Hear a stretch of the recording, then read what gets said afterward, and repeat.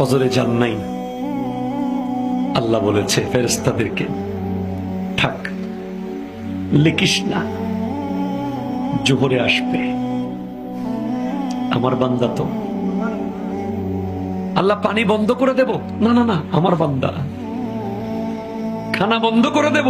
না না না, আমার বান্দা। আমি না গাফফার,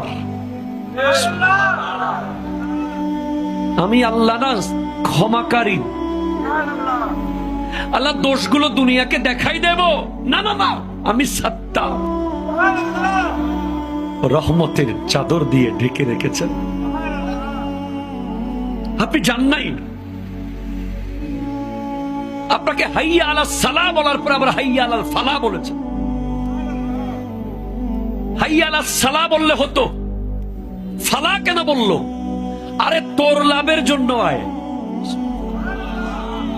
আমি আল্লাহকে তুই সিজদা করবি, লাভটা আমার হবে না, তোর হবে।